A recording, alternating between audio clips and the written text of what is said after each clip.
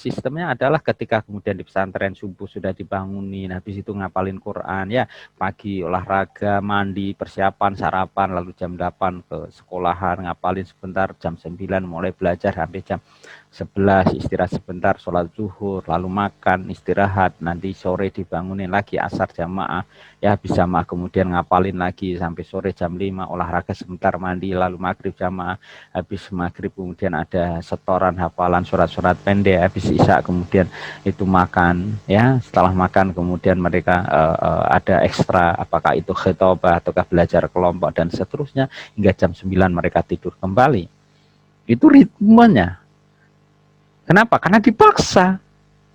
Nah sekarang kalau balik di rumah sulit itu dipaksa, nggak ada temannya yang ngoprak-ngoprak. Lalu sistem paksaan lingkungan dari teman-teman yang di lingkungan sosial masyarakatnya juga berbeda. Mas Tahlis, kalau kemudian di pesantren mahasiswa di kampus, pasti akan terbawa dalam ritme itu. Ya, maghrib nanti aja ngaji, habis subuh ada ngaji, malam habis sisa ada kelompok, lalu yuk apa practice your English, your Arabic gitu. Karena kemudian tersistem. Nah, sesungguhnya kalau kita bisa adopsi akhlak itu, ambil tuh sisi-sisi yang baik dari ruang lingkungan yang baik, kita adopsi dalam diri kita. Adopsi itu perilaku para ustaz, para kiai. Adopsi juga combining, mix dengan kebiasaan para sekular, pemikir. Mereka rajin membaca, rajin menulis, rajin diskusi. Ambil, lalu praktekin sesuai kemampuan, begitu. Tata cara para ulama berperilaku, sholatnya, puasanya, ya, berbaginya, bertutur kata dengan orang lain, adopsi. Bahkan dalam jangka yang lebih lama, ambil tuh adopsi perilaku Rasulullah Shallallahu Alaihi Wasallam. Keren. Adopsi itu Mbak Rani, ya Mbak Lia, Mbak Sania. Siapa? Perilaku dari Sayyidina Aisyah, Sayyidina Khadijah, Sayyidina Fatimah. Bagaimana kemudian mereka nanti berperilaku terhadap sesama, terhadap ayahnya, ya, terhadap suaminya, terhadap sesama muslim yang lain, para sahabat. Luar biasa. Fatimah misalnya tidak pernah bertanya dan meminta kepada Sayyidina Ali. Ya, ada yang apa di rumah makan dimakan kalau nggak ada puasa. Karena itu sudah terbentuk dari didikan Rasulullah Shallallahu Alaihi Wasallam. Kesabarannya, ketabahannya. Kalau lagi berantem jangan perturutkan. Lari kemana? Ke masjid. Jangan lari ke tempat dugem, jangan lari ke tempat pinggiran sungai. Kalau dibisikin, kamu nggak ada gunanya lagi, perempuan, gini-gini, eksistensimu sudahlah nggak ada lagi tuh di hadapan orang tua, di hadapan suamimu. Jebur dah ke sungai. Ya kalau sungainya dalam, airnya banyak, lalu keseret. Kalau batu, ya, mati sia-sia, ya, dan tiada makna begitu. Nah, artinya apa, Mas Tahlis dan teman-teman yang lainnya, sekalipun kompensasi, cari yang positif, ya. Cari, sudahlah Mas Tahlis misalnya sangat bad mood sekali, jengkel. Sudah, kemana tuh? Ke masjid sebentar kalau bisa. Kurang lapar, udah keangkringan aja. Ya ngangkring di situ ambil makan, ya gorengan, ya tetap kan terkontrol ya.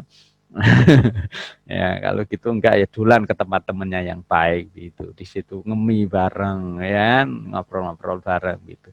Jangan ke tempat karaoke, ke tempat ya yang kompensasi kadang bukan menyelesaikan masalah tetapi memunculkan masalah baru. Ya, itu bertolak belakang ya dengan salah satu institusi, menyelesaikan masalah tanpa masalah. Baik, kita lihat nih tambahannya lagi. 5 menit lagi kita diskusi ya. Lalu apa yang menjadi penting di dalam kaitannya dengan akhlak ini? Ini, ita ahsanan nas islaman ahsuruhum khuluqa. Terlihat ya, al-akhlaq as-salih ulitama ini ayat ininya kebalik ini. Innama bu'istu liutammima salihul akhlak, atau Allahumma ahsanta khalqi fahassin khuluqi. Ini doa Rasulullah atau yang diajarkan kepada kita saat kita kemudian berkaca ya. Terima kasih ya Rob, engkau telah membaguskan tampilan paras kami, maka juga indahkan akhlak kami. Ya, ini doa. Jadi dengan demikian maka teman-teman sekalian kita bisa melihat akhlak itu tabiat, sifat yang terlatih sehingga benar-benar melekat. Ya, teman-teman kalau bangun sudah terbiasa jam 3, jam 2 itu. Ya. Lalu akhlak sendiri bukan perbuatan melainkan gambaran batin yang tersembunyi.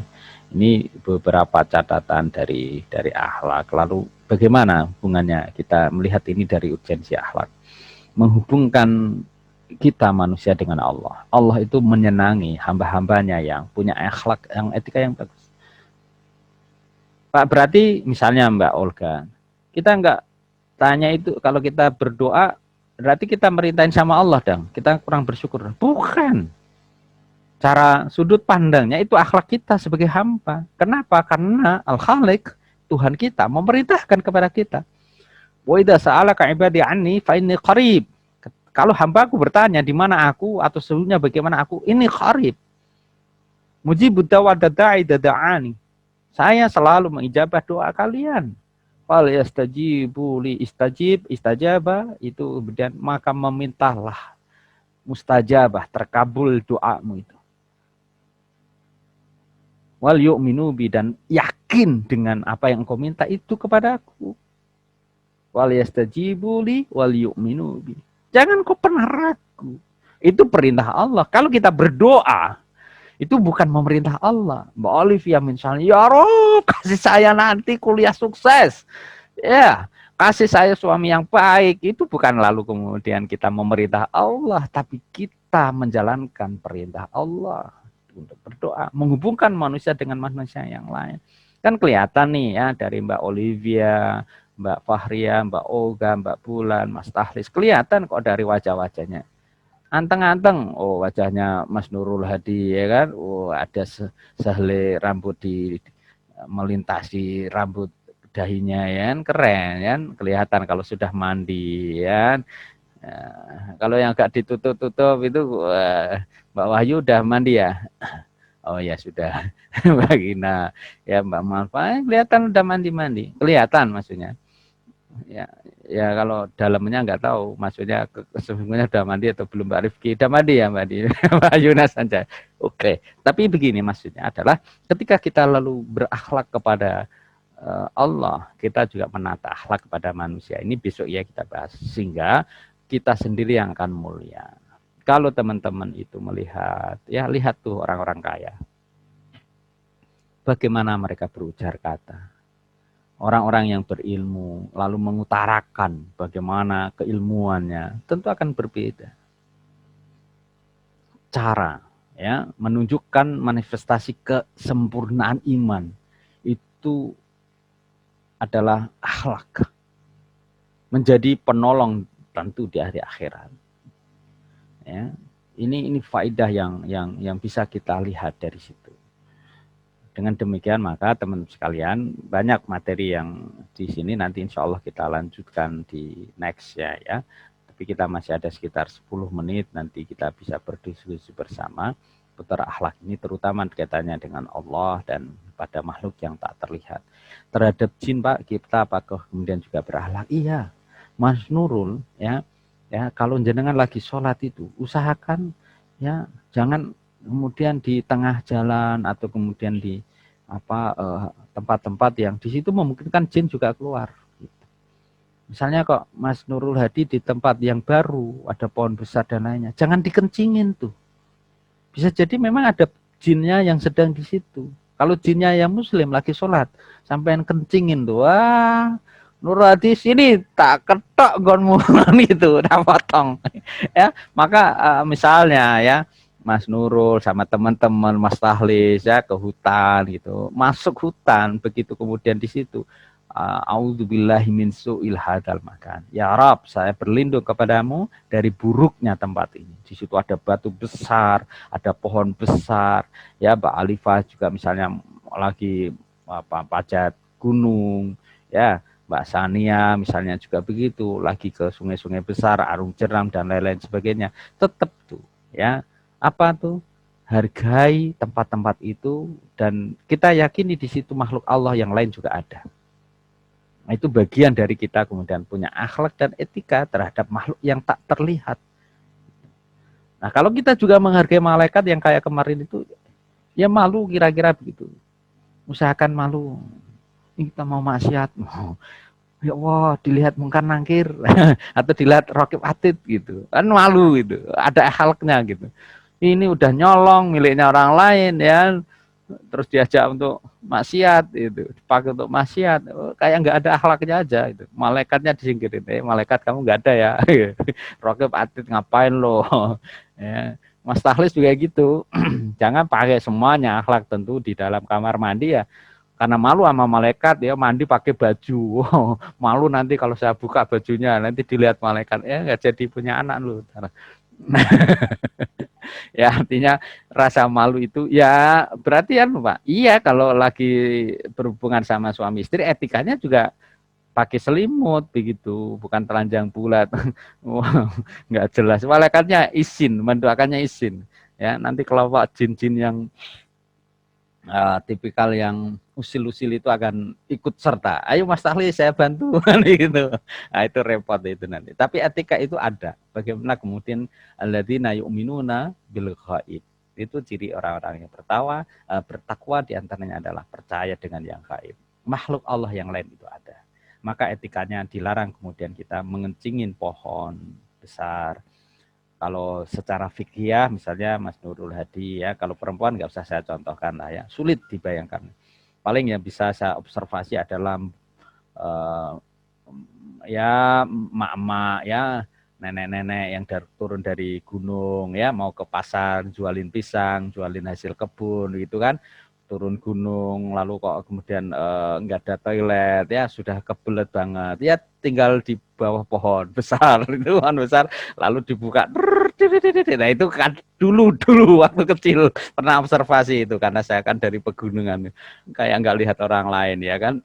Nah kalau itu kan exception ya, mereka harus gendong besar di belakang daun pisang, daun jati atau kemudian ketela dan lain sebagainya ya. Kalau kemudian diturunkan kan terlalu lama, mereka lalu sambil berdiri dan sebagainya. Nah, kita anggap itu tetap berakhlak. Akhlaknya orang gunung ya, nenek-nenek. Oke. Tapi begini, itu dilarang dalam Islam. Apa itu? Satu, ya, kencing di lubang, kencing di fima roki, di air yang dia, itu tidak boleh. Atau fi makanin di tempat-tempat umum, ya. Misalnya Mas Tahlis, ya, Mas Nurul Hadi dapat jatah pos kamling. Ya pos kamling jangan dikencingin dong, walaupun di situ banyak orang yang kadang tidak baik juga ya, main remi, main apalah begitu, catur sapi sambil separuh berjudi. Tidak boleh dikencingin tempat-tempat umum, tempat nongkrong itu tidak boleh, walaupun segala apalah ya. Kadang kita berdalih itu kan maksiat, tempat maksiat harus kita kencingin ya, dengan cara yang baik lah. Ikut aja dulu di situ, ikut berjudi. Enggak ikut ninggrong-ninggrong lah, nanti kan kalau sudah kenal sambil diajak ya, mulai dari ya hindarin yuk minum minuman keras ya kan, ada air putih, jangan air keras ya gitu. Jadi kalau kita bukan teman biasanya malah sulit untuk masuk, tapi juga kita harus mengukur diri itu ya. Baik, saya kira waktunya untuk diskusi. Ada beberapa materi tapi nanti kalau masih ada kesempatan. Karena ini akhlak jilid yang pertama, ada jilid yang kedua. Silahkan kita buka untuk diskusi sekitar 5-7 menit ya, atau 10 menit. Mbak Nurul Aziza, Mbak Ghina, Mbak Nisrina Salsabila, Mbak Puji ya, yang belum disebut-sebut di sini. Oke. Silahkan. Mas Riza ya, udah kelihatan. Mbak Wahyu kelihatan. Mas Isnan Nur, Torik Haidar, Fahrul Razi. Oke. Silahkan Mbak Sania, Mbak Alifa, Mas Nurul, Mbak Puji Astuti, Mbak Nisrida. Ada? Ada, saya tambahkan dikit, kita tutup. Kalau ada, diefektifkan saja waktunya untuk sharing dan discuss. Ini akhlak. Dan kita sadari akhlak itu bukunya banyak yang hilang. Ya. Akhlak itu banyak yang hilang. Makanya agak kesulitan juga mengajarkan. Maksudnya apa? Dalam peradaban Islam, tata etika itu kabarnya dulu di masa kemasan banyak buku-buku kitab-kitab tentang akhlak itu yang terbakar atau kemudian ditenggelamkan dan akhirnya nggak nyampe akhlak-akhlak yang sudah tertulis luar biasa khususnya kepada kita di Indonesia yang sesungguhnya kalau itu masih ada bisa diterjemahkan bahasa Arab dan itu menjadi satu panduan ya bagi generasi kita dan selanjutnya. Oke. Saya tambahkan sedikit, nanti kalau ada yang sambil sharing, ya nggak apa-apa langsung ditanyakan saja. Nanti jam 8:20 lebih lah ya kita. Oke. Maaf. Ya, jadi sasaran objek kita itu, nah, nanti kita sambungkan yang ke depan adalah tadi bersikap pada diri sendiri itu bagian dari kita bersyukur, akhlak kita jujur, qanaah, tawadu itu akhlak kita kepada Allah. Nggak usah terlalu sombong, misalnya begitu ya. Kenapa kita enggak terbangun untuk percaya diri? Terbangun, percaya itu beda, percaya diri, self confident itu berbeda dengan keangkuhan, kesombongan. Self confident itu muncul dari rasa syukur. Saya kenapa berani berbicara? Ya karena kita bersyukur memiliki ilmu, kita niatkan berbagi. Tapi kalau sombong, wah ilmu ini kan saya yang dapat. Nah itu kesombongan tuh. Ngapain saya bagi? Nah itu ujung kesombongan di situ. Wala tamshi fil ardi maroha. Jangan pernah kemudian kita berjalan di muka bumi ini dengan sombong. Termasuk apa? Sikap terhadap masyarakat. Nanti yang ini kita bahas ya di next meeting tentang etika di masyarakat atau kepada manusia. Sikap kita terhadap alam. Tadi itu seperti Mas Tahlis, Mas Nurul Hadi. Kalau ke alam itu yang baik, yang tak terlihat. Kalau yang terlihat nanti kita lihat lagi ya, bagaimana terhadap tanaman, ya, terhadap hewan begitu. Sikap terhadap Allah pasti roja, berharap ke Allah. Itu Allah seneng, nggak usah sombong. Berarti kita selama ini nggak berdoa itu bagian dari indikasi kurang merasa khauf itu. Kalau kita khauf terhadap Allah kan kita selalu minta ya Allah bagaimana dengan nasib saya, bagaimana dengan kuliah saya, bagaimana nanti dengan nilai-nilai saya minta ya Rabb berikan kekuatan saya belajar yang bagus, bagaimana saya bisa tawadhu sama guru, sama orang tua. Nah, itu khauf, munculnya outputnya dari sikap khauf kepada Allah adalah kita meminta pertolongan kepada Allah dan Allah suka itu. Kenapa? Karena kemudian berbanding terbalik kalau kita tidak ada roja dan khauf, berharap dan rasa takut itu. Ya tadi kita kurang bersyukur, kita kurang muraqabah, bahkan seringkali tanpa sadar kita tidak mau bertobat, tobat dari ungkapan yang kasar, perilaku yang beringas, ya, ya pandangan-pandangan yang tidak baik, ya, lalu apalagi niatan-niatan yang kurang baik. Sehingga teman-teman sekalian di ujung perkuliahan ini kalau nanti tidak ada tanya jawab, seringlah kemudian hiasi lisan ini dengan kita berzikir, bersolawah, innallaha malaikatahu yusholluna 'alan nabi ya ayyuhalladzina amanu shollu 'alaihi wasallimu taslima. Allah dan malaikat saja lalu bersolawah kepada nabi, apalah lagi kita. Ya, hiasi lisan ini dengan banyak berzikir. Hiasi. Pak, izin bertanya, Pak. Ya, izin menjawab. Pak, gimana ya Pak? Tadi ngomongin sombong gitu, Pak. Kalau misalkan kita bersosialisasi gitu, Pak, tapi lingkungan sosialnya isinya gibah doang, Pak. Itu misalkan kita karena isinya gibah, jadi kita menghindar lah gitu Pak. Itu gimana ya Pak? Benar apa salah ya Pak? Kalau misalkan menghindar kan dibilang sombong gitu Pak takutnya Pak. Itu gimana Pak? Oke. Saya contohkan begini kira-kira. Teman-teman misalnya ada di ruang prostitusi. Ekstrim ya, tapi tidak apa-apa. Di ruang prostitusi itu, baik laki atau perempuan, di ruang karaoke itu, kalau kemudian ingin berbuat baik di sana, mengikutin join di situ atau enggak? Iya, pasti join di situ. Join itu artinya stay aja. Stay di situ. Tapi apakah kemudian turut serta dan menikmati? Ya, catatannya di situ. Dan menikmati apa? Menikmati kenikmatan yang apa mereka bincangkan.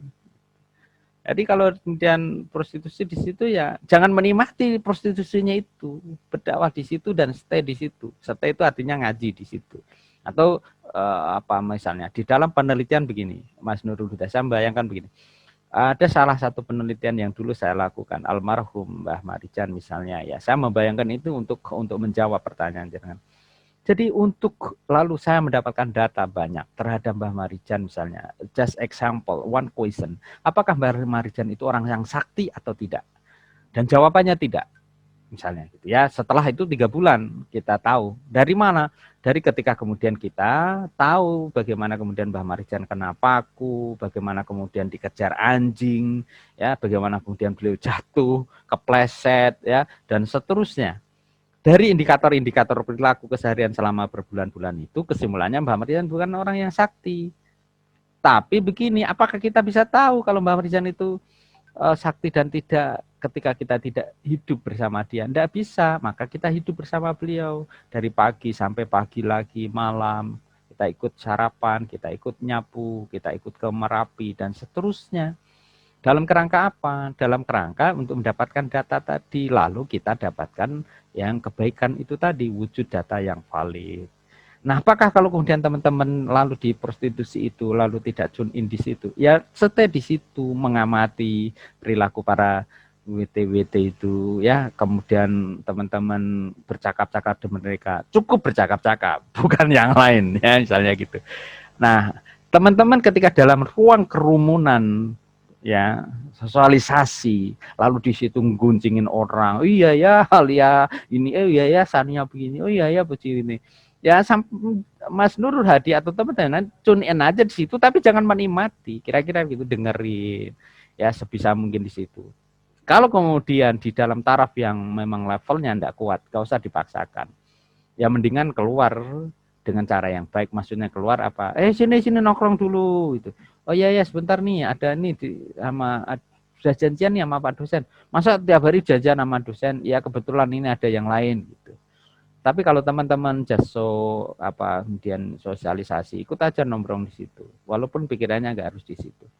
Ya merepet sedikit, nanti gunjingin siapa, itu ngerasanin siapa, ya wajar lah. Keluar dari situ ya kelompok gunjing nasional di situ ya banyakin istighfar. Karena nggak mungkin kita menghindar secara penuh.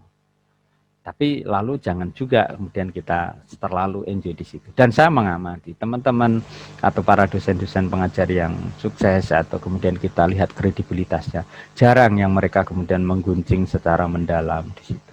Rata-rata kemudian mereka ya berbincang seadanya, ngopi, ya kemudian sambil cemil-cemil dan yang lain. Begitu kemudian tuntas mereka kembali ke perpustakaan, menulis dan lain sebagainya. Begitu. Jadi singkat jawabnya Mas Nurul dari sharing ini adalah memang tidak mudah. Ya, dari setiap kita itu punya kebiasaan kita di Indonesia ini untuk ngerasanin yang lain. Kenapa? Karena terlalu banyak yang kemudian diamati. Dan kita ini seringkali mengamati hal-hal yang permukaan. Kerudungnya Mbak Olga juga dirasanin misalnya. Model berkerudungnya Mbak Lia dirasanin tuh, Mbak Lia model kerudungnya begitu, Mbak Olga model kerudungnya begitu, ya. Tuh gaya rambutnya Mas Fahru Rozi begitu, wah kayak pengacara, kayak duta besar di Nigeria, misalnya kayak itu, kan jadi rasa-rasa. Dan sering kali kita tadi dalam konteks kita di Jawa atau kemudian di Indonesia, kemudian melihat tampilan-tampilan itu. Kalau di teman-teman yang agak lebih efektif biasanya kurang. Oh ya, rapi atau tidak, enough. Ya, oh dia pakai jas, oke, formal atau tidak. Tidak sampai kemudian ke brosnya, ke lipstiknya, ya, ke kacamatanya, ke matching kerudungnya, bajunya dan seterusnya. Akhirnya apa? Itu menjadi bahan guncingan. Maka berperilaku yang wajar, ya.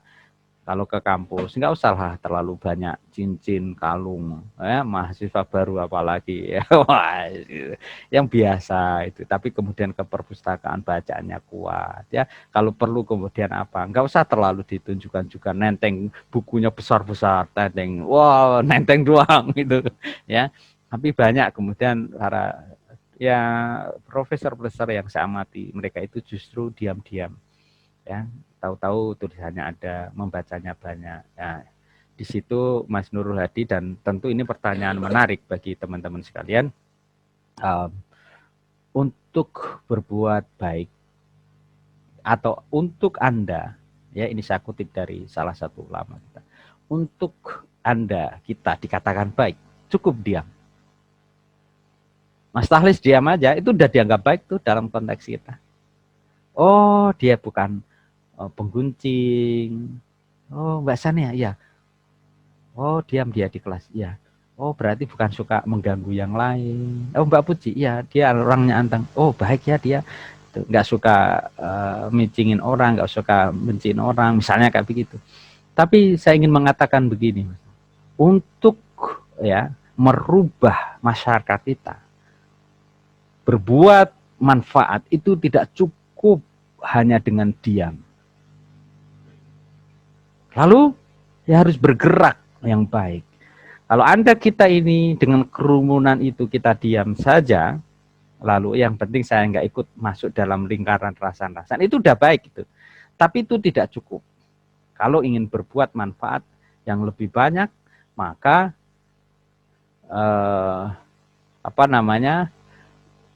harus bergerak, menciptakan cara supaya kemudian kita bisa terlibat di situ, lalu mempengaruhi yang lain untuk berbuat baik. Nah, tentu dengan begitu kita harus kuat sendiri di awal, ya, untuk di dalam ruang-ruang itu lebih memberikan inspirasi, inisiasi dan motivasi. Itu ya, saya kira menjadi menarik diskusinya, dan kita akan lanjutkan sampai 1 jam lagi. Enggak. Nanti bisa ribut itu dunia persilatan kita, ya. Terima kasih, saya kurang lebihnya mohon maaf Mas Nurul, ya. Hentakan yang terakhir tadi jangan dibuat kaget, ya, karena nanti hentakan-hentakan yang lain akan ada di akhir-akhir perkuliahan. Baik, terima kasih Mas Tahlis, dari Mbak Olivia, Mbak Dinda, sampai Mbak Rifki, Mbak Gina, Pak Malfa, Mbak Wayu, Mbak Nasyania, Alifah, sudah semuanya, ya. Terima kasih. Kita tutup dengan bacaan hamdalah. Alhamdulillahirabbil alamin. Terima kasih. Insya Allah, ya. Kita sambung kembali next, ya. Assalamualaikum warahmatullahi wabarakatuh. Jangan